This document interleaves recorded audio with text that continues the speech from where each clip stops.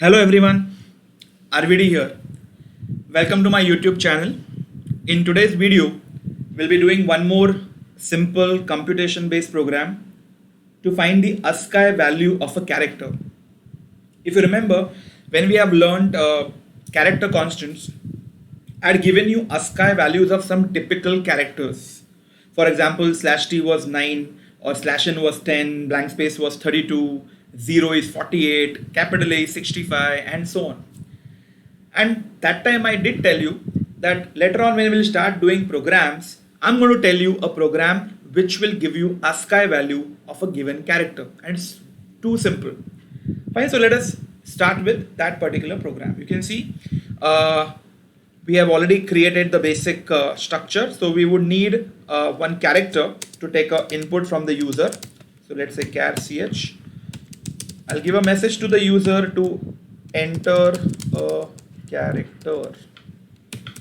Okay, so we will accept that character %c %ch. Okay, and now we've got a character with us which is stored in ch. Now you know the power of format specifier, right? If at all I print ch with %c, I'm going to get the character back on the screen.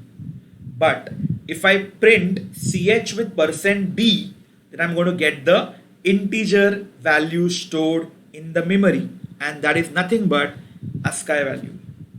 So I will rather create a simple message for us to get the ASCII value. See, ASCII value of %c, where it will print the character, is %d. That's it. Obviously, the first %c, I want ch to be printed, but because it's %c, it will be printed in character form.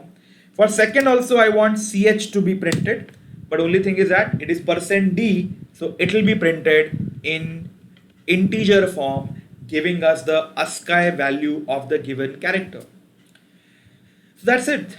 As I already said, it is so simple. Let us see how it works.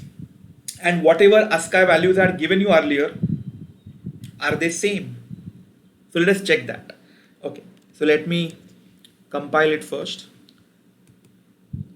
to check whether do I have any silly errors being done. No, it is not being done. It is a successful program.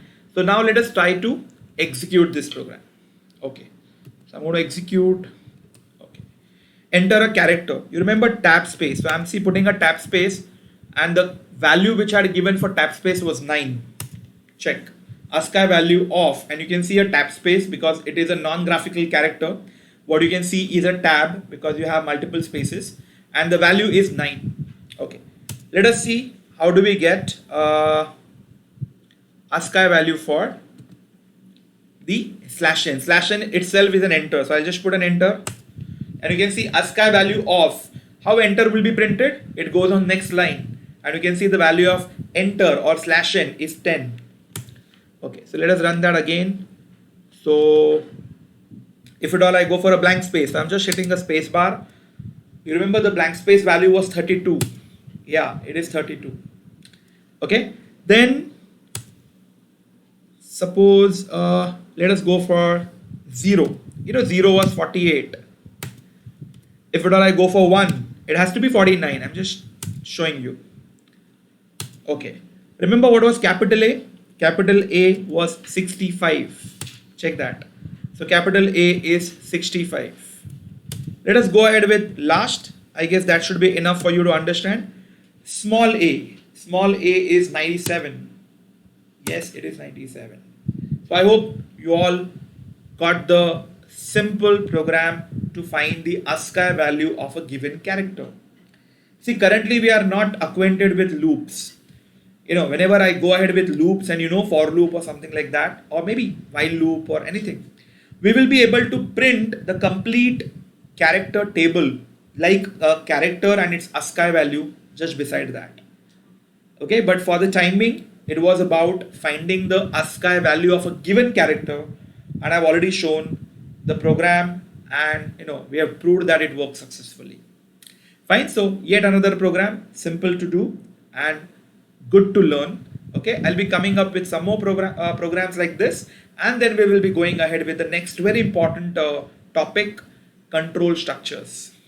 Okay, but as far as the current video is concerned, this is what I wanted to tell you. That's it from my side. Thank you and happy learning.